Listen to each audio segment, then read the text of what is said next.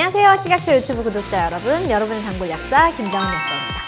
요즘 약국을 방문하시는 분들 중에 설사라던가 속이 메스껍고 구토 증상을 호소하시는 분들 중 이 식중독으로 인한 경우들이 적지 않은데요. 이 식중독은 여름철에 많이 발생한다고 알고 계시죠? 실제 통계상으로도 이 여름철에 가장 발생률이 높기도 합니다. 하지만 사실 식중독은 1년 내내 발생하는데요.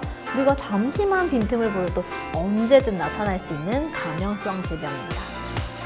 누구나 한 번은 걸려봤을 식중독, 또 언제 나타날지 모르는 이 녀석을 좀 더 현명하게 이겨내기 위한 방법, 더 나아가 이 식중독이 발생했을 때 의약품 복용은 어떻게 해야 하는지까지 함께 말씀드릴게요. 그럼 오늘의 약제시 시작하겠습니다.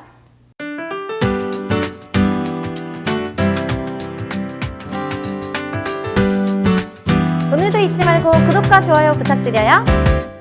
이 식중독이란 식품 섭취로 인해서 인체에 유해한 미생물 또는 유독물질에 의해 발생하였거나 발생한 것으로 판단되는 감염성 질환 또는 독소형 질환으로 정의됩니다. 이 음식물을 섭취해야만 살아갈 수 있는 인간에게 식중독은 사실 뗄래야 뗄 수가 없는 질환인데요. 이 식중독을 유발하는 일부 미생물의 경우 이 자연계에 널리 존재하고 있어서 인간이 섭취하는 식품에도 존재할 수 있기 때문이죠. 물론 이 최근에는 전반적으로 생활 환경의 위생 상태가 좋아졌고 또 식품 만드는 과정에서 이 가열 또는 살균을 통해 철저히 관리가 되고 있기 때문에 너무 걱정하실 필요는 없지만 이런 기준이 있음에도 우리 잘못된 제조, 보관, 유통 그리고 조리와 식사하는 과정에서 이 식중독균이 살아남거나 증식돼서 문제가 발생할 수도 있으니까요. 매 순간 방심은 금물입니다. 자, 우리나라에서 매년 발생하는 식중독은 300여 건으로 해마다 6천여 명의 환자가 나오는 것으로 알려져 있는데요. 이 코로나 유행 초기였던 2020년에는 마스크 쓰기, 손 씻기 습관 등을 잘 지켜서인지 이 환자 수가 2,500여 명까지 줄었다가 최근 다시 증가하고 있다고 합니다. 이 식중독 발생 자료를 보면 병원성 대장균, 살모넬라, 노로바이러스 순으로 환자가 많았던 것으로 알려져 있는데요. 이 여름철에는 병원성 대장균에 의한 식중독 발생이 많고 선선해지는 가을철에는 살모넬라균에 의한 식중독 발생이 많아집니다.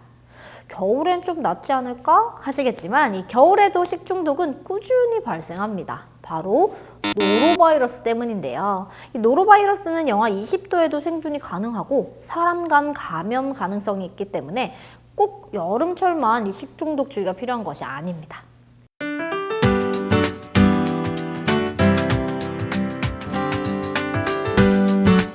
오늘도 잊지 말고 구독과 좋아요 부탁드려요. 특히 요즘 같은 가을철에는 일교차가 크고 낮 기온이 높아서 야외 활동이 많기도 하고요. 또 이제 좀 선선해졌으니까 덜 상하겠지? 하면서 밖에 좀 더 두어도 되겠지 하면서 조리된 음식을 상온에 오래 보관하는 등 보관상 부주의가 늘어나게 됩니다. 이런 부주의로 인해서 또는 개인의 위생을 소홀히 할 때 식중독이 나타날 수 있죠. 또 그럼 음식을 냉장고 안에 보관하면 괜찮겠지? 하시는 분들도 계신데요. 이 식품을 냉장고에 보관한다고 식중독균이 사라지는 것은 아니라는 사실. 이 식품을 냉장고에 넣으면 식중독균의 증식과 성장이 지연될 수는 있지만 죽는 건 아니라는 거죠. 오히려 냉장고를 맹신해서 오래 보관하거나 잘못 보관하는 경우 이 냉장고가 식중독균을 키우는 것이 될 수 있습니다. 상한 음식이 냉장고에 있으면 그 식품으로 인해 다른 식품으로까지 오염될 수 있으니까요. 냉장고를 너무 맹신하지 마세요.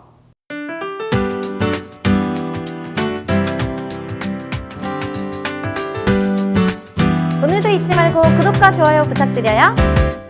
식중독에 걸리면 이 설사, 복통, 구토 등의 위장관 증세가 주로 나타나는데요. 물론 이런 전형적인 증상 외에도 열이 나거나 두드러기, 근육통 등의 증상도 나타날 수 있습니다. 이 식중독균은 잠복기가 있고 또 원인균이나 바이러스에 따라 나타나는 증상들에도 차이가 있지만 공통적으로는 설사와 구토 등을 동반하게 되는데 사실 식중독의 경우 대개 특별한 치료를 하지 않아도 자연 치유되는 경우가 많아서 반드시 약을 먹어야만 하는 것은 아닙니다. 그렇지만 이 구토, 설사로 인해서 체내 수분 손실이 많아지고 또 전해질 불균형이 오는 경우에는 탈수로 인한 문제가 나타날 수 있기 때문에 충분한 수분 보충이 필요하죠. 또 이 설사가 잦다 보니 지사제를 구매하러 약국에 오시는 경우가 많습니다. 그런데 이 식중독에 있어서 지사제를 임의로 복용하는 것은 오히려 더 좋지 않을 수 있습니다.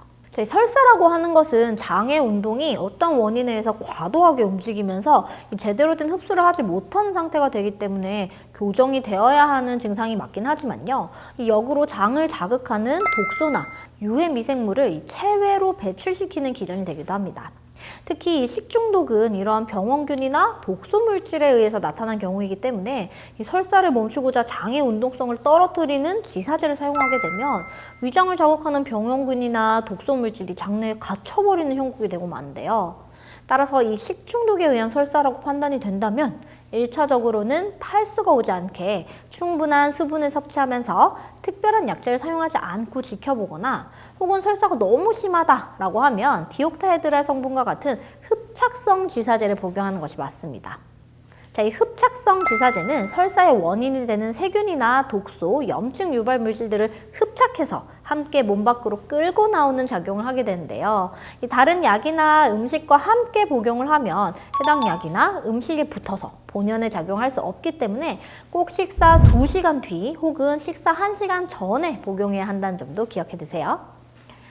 또 만약에 증상이 너무 심하다면 병원을 방문해서 본인의 상태를 제대로 파악하고 이에 맞는 약을 처방받아 사용하시는 것이 좋습니다. 증상만으로는 식중독인지 다른 원인에 의한 장염인지 알 수가 없는 경우가 많아요. 그래서 이 임의로 집에 상비약을 복용하시기보다는 가까운 약국이나 병원에 방문해서 적절한 대처를 하시기를 추천드립니다.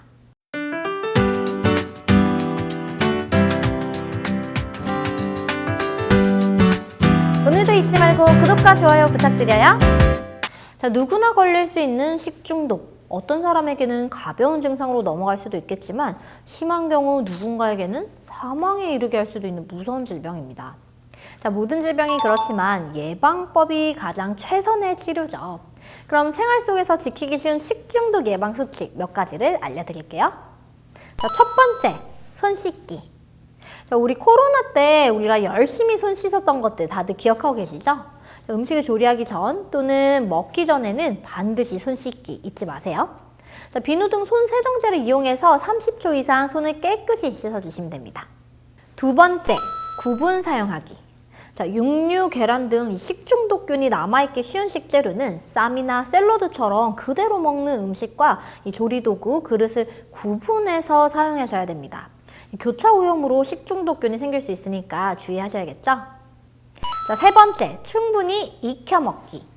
육류, 달걀 등은 이 내부까지 완전히 익도록 중심 온도 75도 1분 이상 가열해 주시고요. 이 어패류의 경우에는 중심부가 85도 이상 그리고 1분 이상 충분히 가열 조리해야 합니다.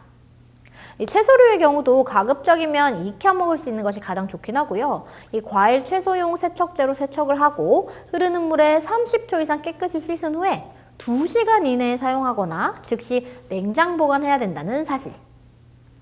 네 번째, 조리 후 올바르게 보관하기.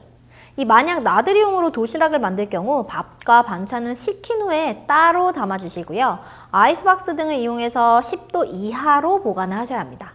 햇볕이 닿는 곳이나 차량 내부, 트렁크 등 비교적 온도가 높은 곳에서 2시간 이상 방치하면 위험하니까 조심해주세요.